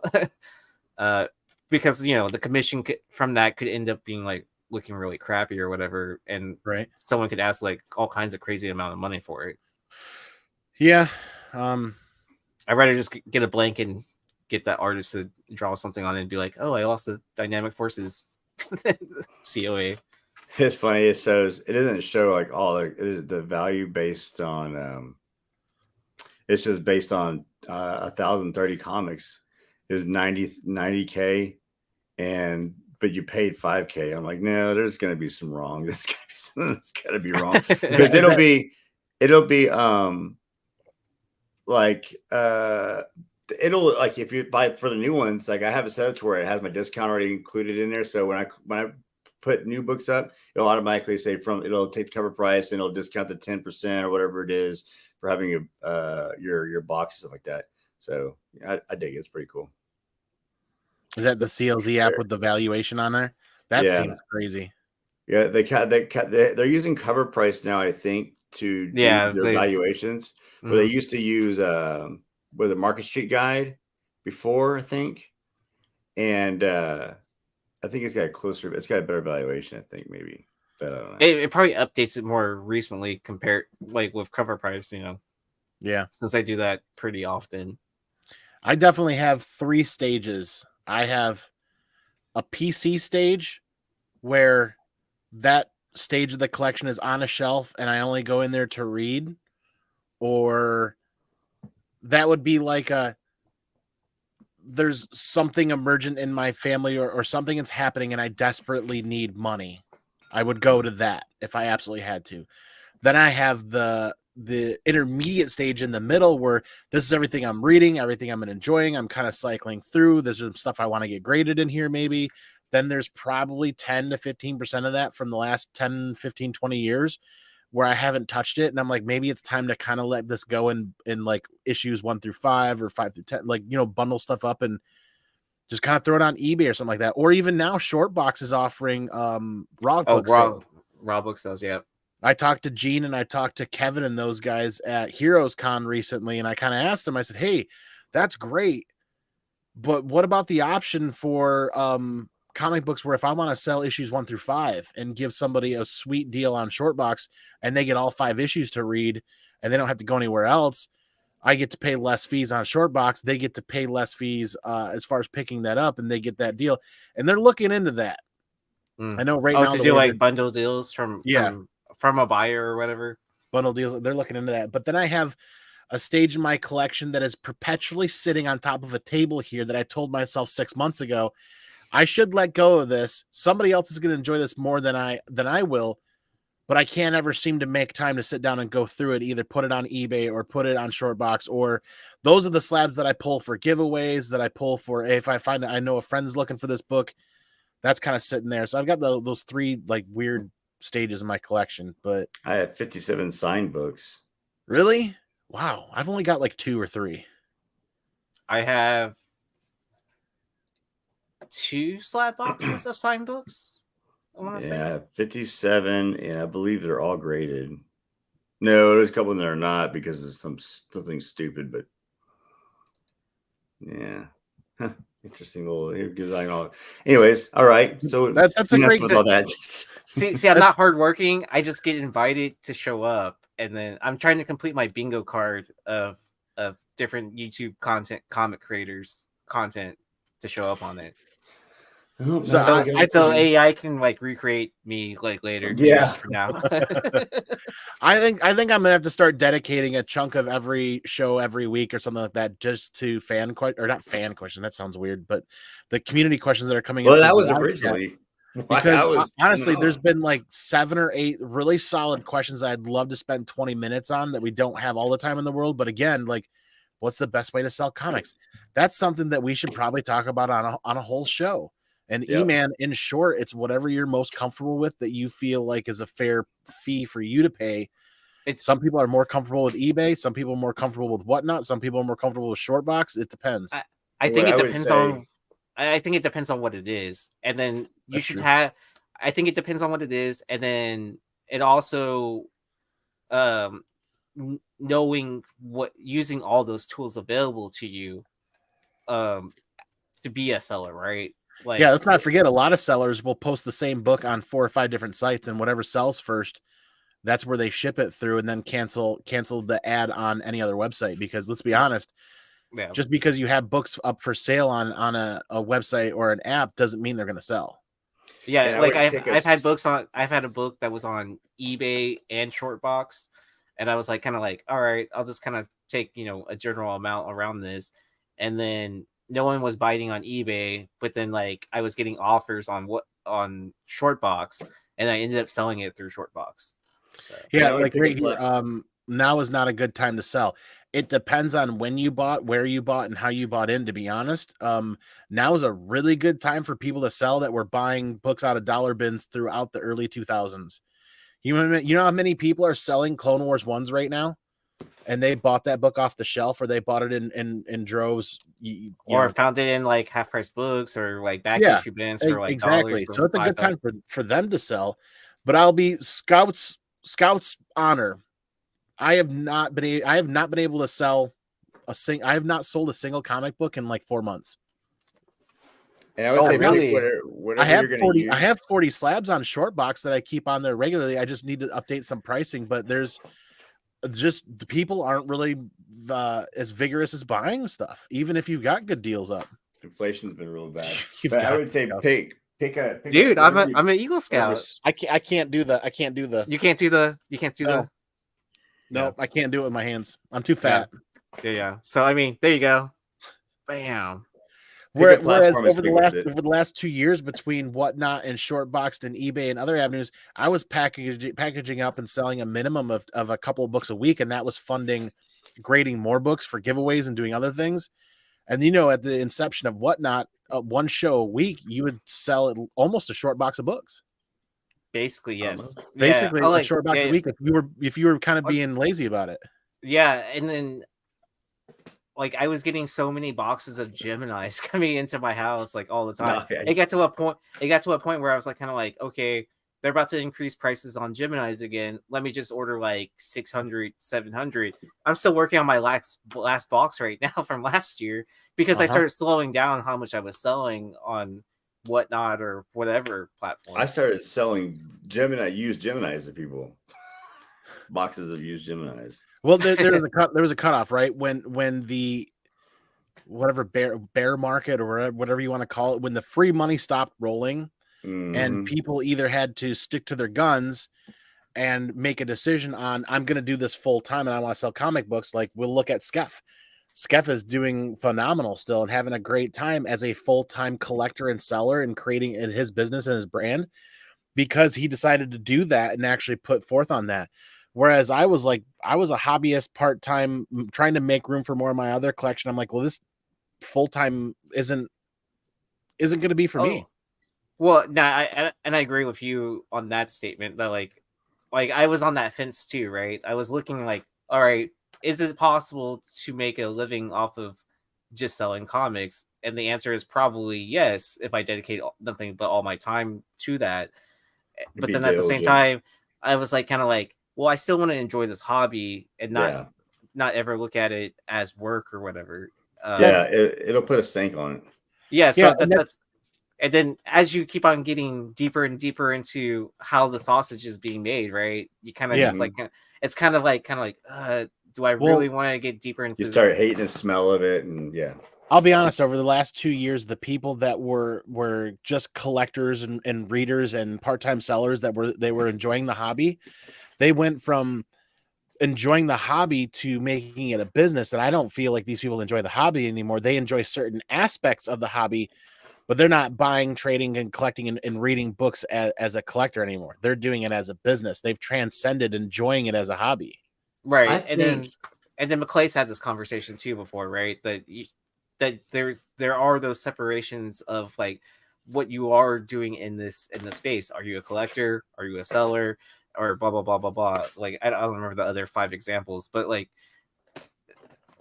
people always think in their head like, oh, I can, blend these two together or whatever, and then it's really not that situation. You actually have to draw sands in the line, right? Yeah, draw lines in the sand. Yeah, I messed that phrase up, but yeah. Yeah, you'll.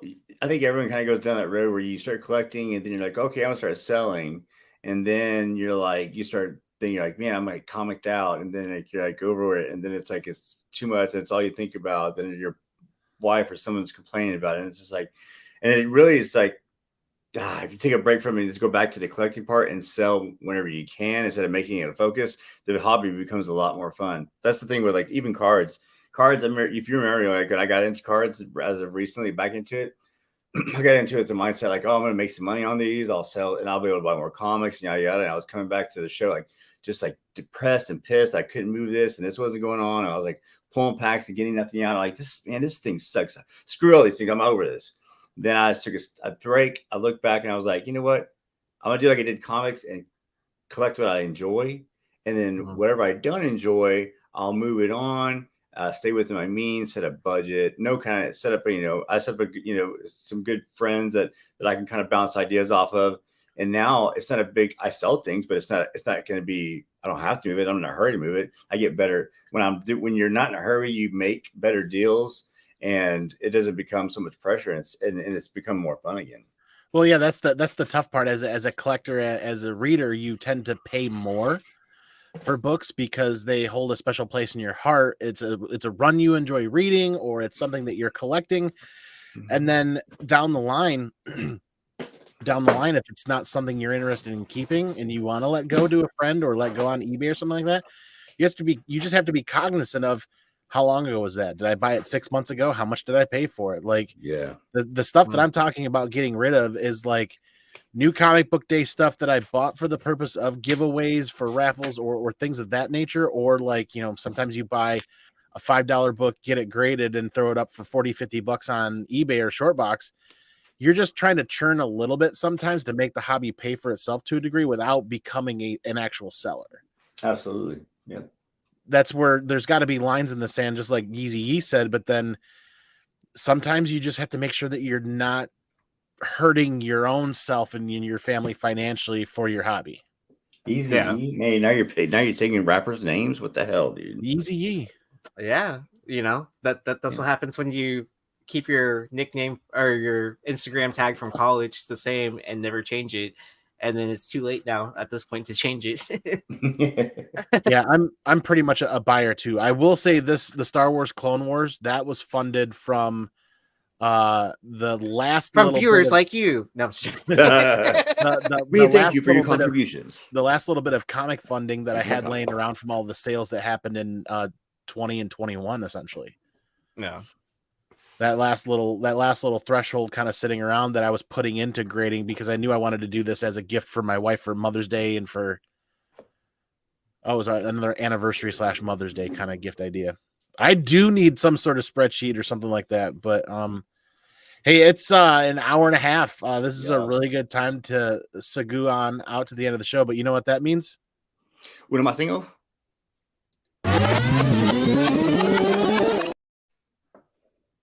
Yeezy, man, the guest of the night.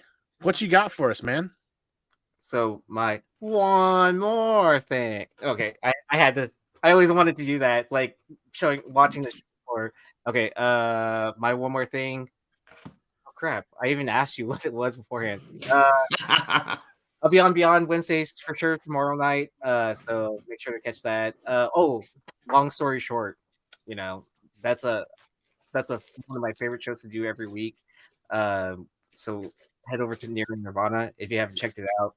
It's kind of like a show that we used to do over on Flipside. So for those that don't know, we got the band back together on a different channel, and then doing the shows that like we were told not to do. but it's become really popular. So like, that's how it always happens, right? Like, oh, you shouldn't do that show anymore, and then it becomes like your most popular content. Yeah. I wouldn't know what it's like, but hey, maybe one of these days. Beer and Nirvana is a fantastic channel. I usually have to watch things on the replay. I'm trying to be better about catching live content when I can, though. Yeah, I mean, but it's like one of those. It's one of those shows. It's fun to be in the live chat, but you can always enjoy it too. So like watching on the rewind. So my one more things is going to be the Rhynoverse eBay store is up and kicking. A lot of stuff being placed up there almost daily, so go check that out. And then my music injection is get to go see Better Lovers probably on Thursday. So I'm really excited to go see them. And then on Sunday, I'm going to go see Mudvayne with Cold Chamber and Butcher Babies and Nonpoint. And yeah, so I'm excited to go check that out. So if you haven't heard Better Lovers yet, that's a really cool band. It just came out. I think I talked about it last time. It's a combination of Dillinger Escape Plan and Every Time I Die. So go check it out. Oh, that sounds like a good combination. Yeah. Have you not heard? You haven't heard them yet? Better Lovers? They just recently came out. You told me about them, and I think I checked out a song or two. I think that's what it was. It's the vocalist from Dillinger and then the band of Every Time I Die. Nice. I heard Mudvayne still has like 5 or 6 original members. They're all the same. They're all the same? They're all the same. Okay. The same band. Because you know how like bands change out members throughout time. It's kind of cool to hear. Yeah, it's kind of cool to hear that a band like that got really big in the 1990s still has all the original members still playing. I feel like that's a jab to oldness, but it's okay. We'll let you be young. No, I mean, like I just joking you. I mean, but especially in like rock and metal bands, like how many ODs of members of bands do you hear of? Like, for sure. Yeah. But it's all the original members of Mudvayne. There's 4 members. They did add a guitar player, I think, just to make sure it sounded, thick or whatever. But it's funny because they do have a band called Guar playing with them. And Guar is played a number of times at Fitz, and I used to be there all the time. And one of the times they played there, a couple of the guys were downstairs calling the replacements because they had to go back to college. And like, we got to go back to college. College starts this time. So in Guar, they wear big costumes so they could swap out and no one would ever know. Ooh. Yeah. And then all right, before I covered in blood. Before I get on to my one more thing really quick, Parker Lee with a $21 super chat. Phenomenal. This channel lives and breathes by super chats now. The ad revenue is gone. We are monetized as a channel still. But realistically, what was the viewership getting out of the ads, showing the ads? The experience, I feel like the ads on a channel this size was detracting from the viewer experience. Totally. So no more ads. The channel giving back to the community lives and breathes via super chat. So thank you, Parker, for the $21 super chat. That's going into the yearly pool here. This year, last year, we donated everything to Mission 22. This year, it's going back into the community. Everything the channel makes is going to be pulled together to buy like a first, second, like a third place slab to do like a kind of like an Olympic kind of giveaway at the end. And if we can get some Silver Age keys or we can do some Bronze Age keys, something that's going to be cool to give back to the community. I'm really looking forward to that. And I see a lot of names in the chat tonight that I haven't seen in other in other forms of the communication on this channel. So don't anybody go anywhere, because my one more thing is I need you guys to see this, as we got like White Shadows here tonight. Band name not heard in a while. Blue Hellion, don't go anywhere yet. There's a lot of people here. My one more thing is tomorrow night we're doing the live giveaway or the live drawing of names for the giveaway that we have going on. And I'm pulling it up right now. Names. It seems like there's still plenty of room for people to get in on the giveaway. And it's probably because the video isn't on the very front, but here we go. I will put a link in the chat right now, and I'll share it here. On the ComicManAndy YouTube page, you just scroll down to the CGC unboxings, the very first one where we unboxed the Clone Wars 1. We have instructions tagged in this video for giveaway of 3 items that I'm about to show. There's the giveaway instructions tagged to comment in that video with basically tell us what your one Holy Grail of Grails is as a signed book, whether you have it now or don't have it, or you're working on getting it. What that is, we kind of like seeing other people's stories because this was our story of our Holy Grail. Here's the clip. If everybody wants to go over and get entered, the drawing for the giveaways is tomorrow. And here we go. Once we paste that, we'll show what we're giving away. There's the link. Pop over there. Share that. We're giving away a comic shell. And these have been phenomenal because this is exactly what I need when I travel to and from conventions and I'm only buying like 1 or 2 slabs. And this is exactly what I need for my backpack so that I don't scratch or beat up these slabs when they're going in and out of the overhead bin on the aircraft. These things are super affordable. We're giving away one of these. The drawing is going to be tomorrow night live on the new Comic Book Day show, but it's going to be drawing from all the comments entered on the video that I just linked in the chat there for that Clone Wars 1 unboxing. We're giving away a $25 gift card to State of Comics. And then there's a third winner is going to win one of these Encastables clear cases to hang up. But we're kind of padding it too. And then, just so everyone's clear, slab not included. Yeah, slab not included, but we're padding it too, right? Like the community supporting the community. If anybody wasn't aware, Mickey at Swaggle House Comics has released his first comic book, Sanity, Rise of the Occult. We've got several copies of this coming that we purchased directly from Mickey to add to our giveaways. So everybody's I actually have like 2 copies that I'm going to be able to give away. So first and second place will get a copy added of this to their package so they can read this it's kind of the community supporting the community. This is really cool to see Mickey do and achieve that. So we wanted to grab a couple of copies. That's going to be in there. So yeah, that's me almost out of breath. There it is. The first video in the CGC unboxing lineup, the signed and graded unboxing Clone Wars 1. And I'm actually going to make that the title. That's going to be the title one. So as people go to the channel tonight and tomorrow, we're going to give everybody right up until the very beginning of the live tomorrow. We're going to do several announcements. Hey, get in on it if people still want to get in on it. Because I think there's only like 45 or 48 comments. So the chances are really good that you guys are going to win some stuff right now if you get in on that.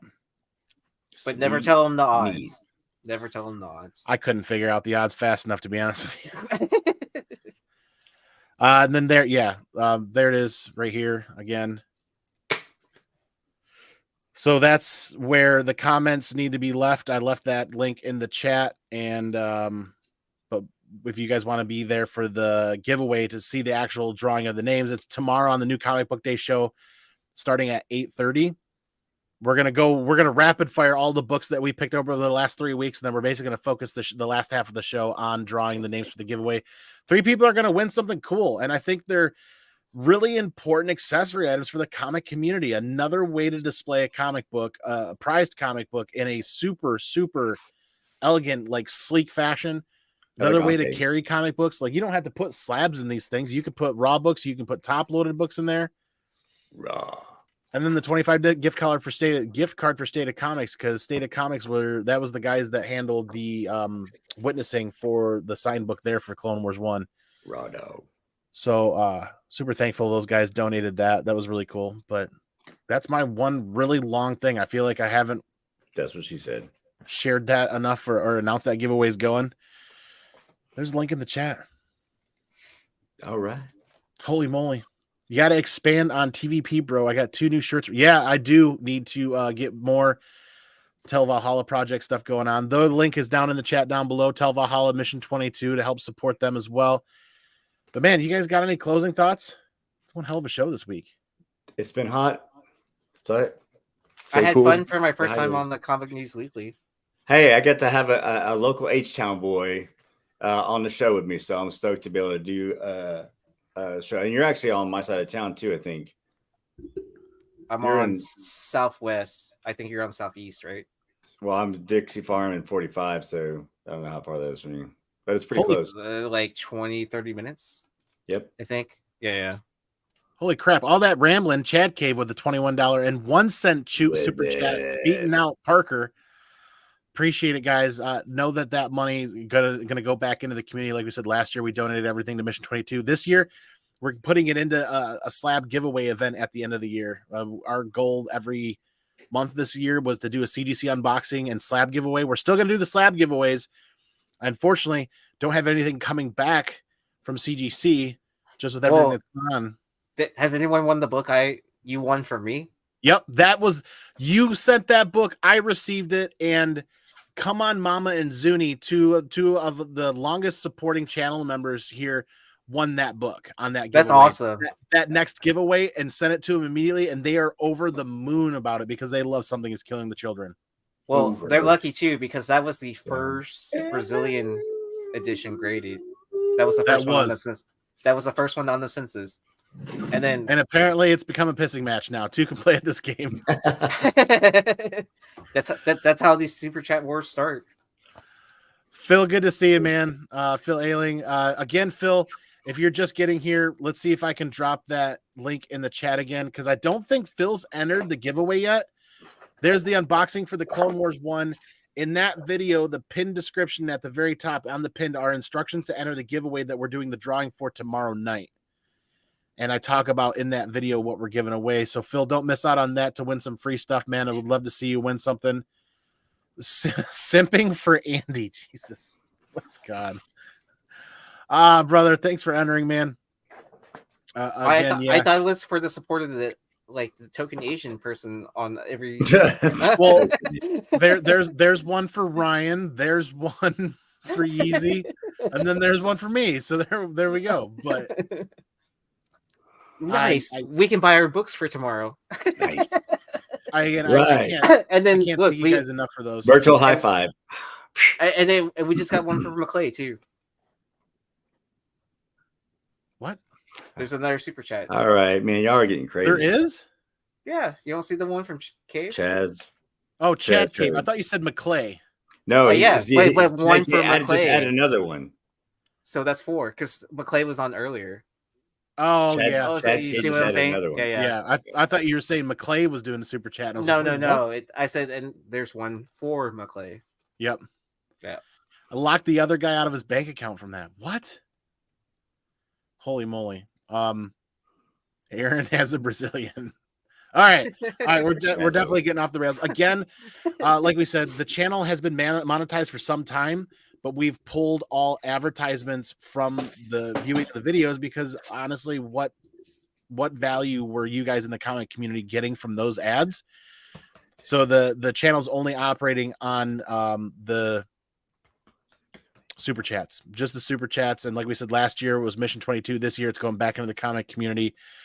But yeah, one hell of an epic episode. I got to get to bed, though. 5 a.m.'s coming really early. I can't thank you guys enough. We'll talk backstage for a couple of more minutes, but we're going to run this one out. I mean, yeah, that's it. Thanks again, Yeezy. Well, thank you for having me. Ryan, thank you, brother. Word to your mother. Hey, see if I can remember how to do this. Y'all know what we're going to do, right? We're going to peace out. We're going to piggies out. Catch y'all on the flip side for the next one. Remember, the most important part all day, every day.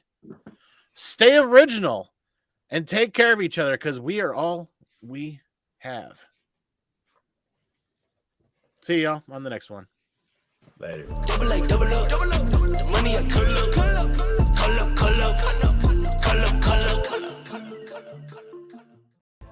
Excuse me while I change. The roller buggy has made me sweaty. Yeah, sweaty.